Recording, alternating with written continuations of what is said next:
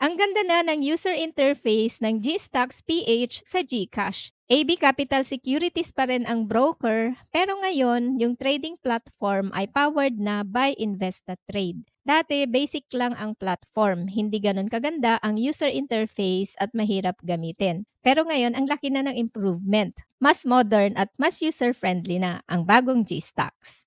Disclaimer, hindi po ako taga GCash and this video is not sponsored by GCash. For any questions or issues about your GStocks account, please contact the GCash Help Center directly.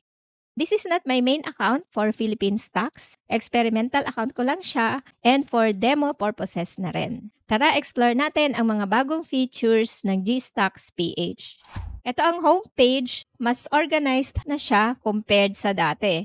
Ito ang main dashboard where you can quickly see how your portfolio is doing. Dito sa taas, makikita ang total portfolio value ng investment mo sa GStocks.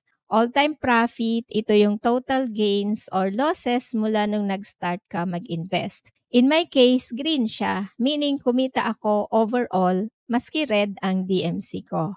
Sa right side naman is the day change. Ito naman yung movement ng portfolio for the day, kung magkano ang itinaas or ibinaba ng value ng portfolio mo for the day. Ito naman ang investment wallet. Makikita mo ang current balance na pwede mong gamitin pambili ng stocks. Dito rin papasok ang mga dividends na makukuha mo from the dividend stocks na hawak mo. Pag gusto mong mag-deposit sa account mo from your GCash wallet, tap mo lang ang cash in.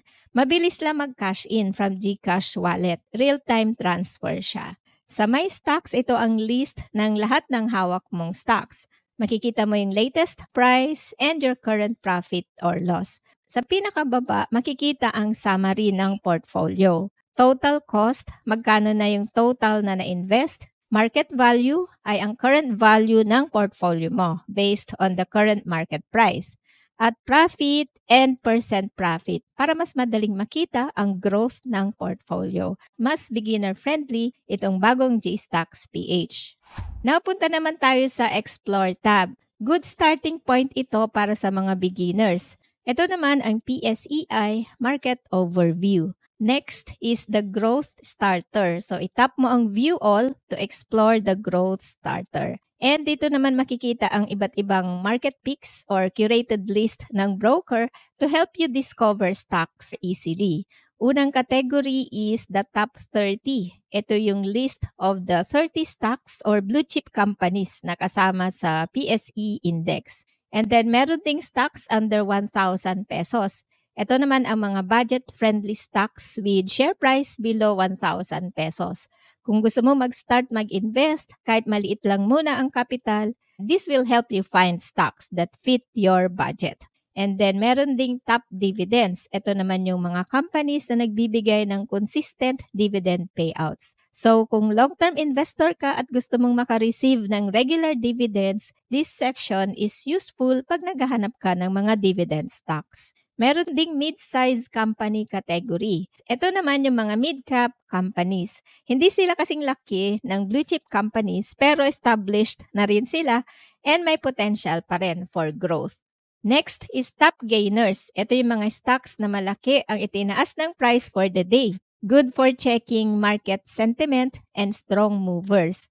Ito yung stocks with highest trading volume. Ibig sabihin maraming buyers and sellers ang mga stocks na ito. So malaki ang trading volume nila. Dito naman ang top losers, kung saan makikita yung mga stocks na malaki ang ibinaba ng share price for the day. Next, punta naman tayo sa Invest section. Merong 5 tabs dito. All, Watcher, Top 30 Companies, REITs, and Dividend Stocks. Sa all, makikita ang lahat ng stocks na listed sa PSE. Pwede mong isort from A to Z or Z to A. Gainers, stocks na malalaki ang itinaas sa price today. Losers naman, stocks na malaki ang binaba ng price today.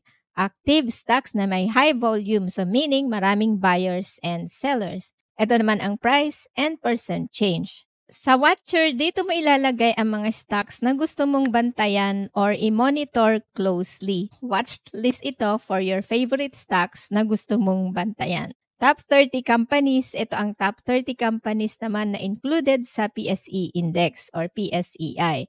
Ginagamit ito na benchmark for Philippine stock market. REITs tab, so dito mo makikita ang 8 REITs that are currently listed sa PSE.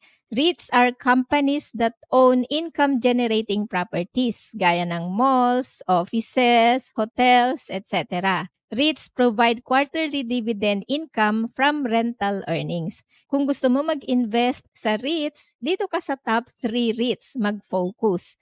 Ang Ayala Land REIT or A-REIT, Robinsons Land REIT or RCR, and Citycore REIT or C-REIT. So sulit mag-invest sa tatlong REITs na yan. Sa dividend stocks, perfect naman ito sa mga gusto ng passive income. Dividend stocks are great for long-term investing and makikita dito ang dividend yield ng bawat stock. Favorite ng karamihan ng mga dividend investors ang SCC, DMC, and LTG kasi matataas silang magbigay ng dividends. Meron ding research para sa daily market news. And nandito rin ang company disclosures and financial reports. So you can check the financial performance ng companies na hawak mo or companies na nasa watch list mo.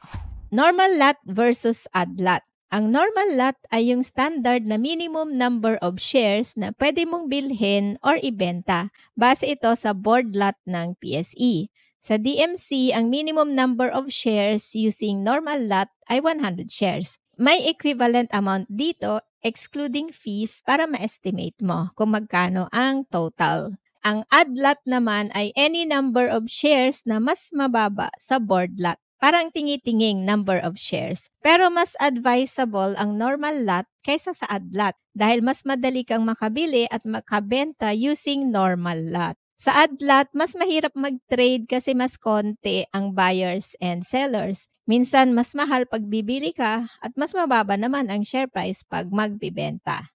Sa buy order naman, merong limit and conditional order. Ano ang kaibahan? Ang buy limit order, ito ang pinaka-common. Kung buy and hold ka lang ng stocks, use buy limit order. So dito magsiset ka ng maximum price na willing mong bayaran ang stock.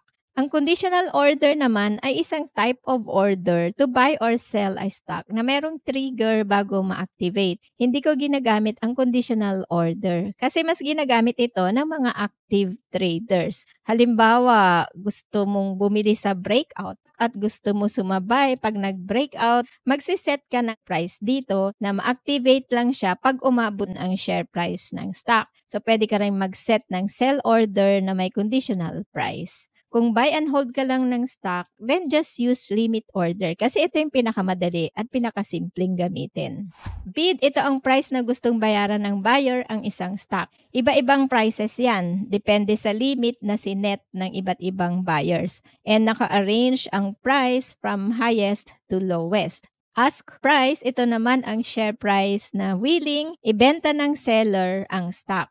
Naka-arrange naman from the lowest to the highest. Kung gusto mo makomplete agad ang buy order mo, tapatan mo lang ang market price or yung pinakauna sa ask price para ma-match agad ang order mo. How to buy a stock? Sa GStocks PH. Kung meron ka na ng stock na gusto mong bilhin at gusto mong magdagdag ng shares, piliin mo lang yung stock na yon sa portfolio mo. And then press buy. Pero kung wala ka pa ng stock na yan, search for the stock na gusto mong bilhin. Bibili ako ng Metro Bank. Tap the stock and then press buy. And before I press buy, i-check ko muna yung bid and ask ng Metro Bank. Ang pinakamataas na bid price ay 65. Press buy. Limit lang lagi ang ginagamit ko. Isiset ko ang limit price sa 65.05 kasi gusto ko agad ma-fill ang order ko. So, enter the number of shares. And then, I always use normal lot para mas mabilis ma-fill ang order. Sa order expiry, you can choose end of day or until I cancel. Pag end of day, yung order mo is valid only for the day. At pag walang nag-match na price sa bid price mo, maka-cancel ang order mo. Yung until I cancel naman, your order stays active until you manually cancel it. So ako laging end of day lang pinipili ko. Submit order. Okay, so successfully created by limit order. After buying, check your order status dito sa homepage. Ayan, so nandito na siya sa completed. So nandito na yung Metrobank sa aking portfolio. Yung average price ko ay slightly higher, 65.24 versus yung buy price ko na 65.05 because the average cost includes the buy price plus commission and other fees. If you want to sell a stock, press sell instead of buy. And then kapag nagbenta ka ng stock, merong settlement period na T plus 2 days. Hindi mo agad mawi-withdraw or maka-cash out yung pera. So you need to wait for 2 banking days bago mo ma-withdraw. Pero pwede mong gamitin agad ang pera pambili ng ibang stock. That's all for today. Sana makatulong ang video ito sa iyong investing journey.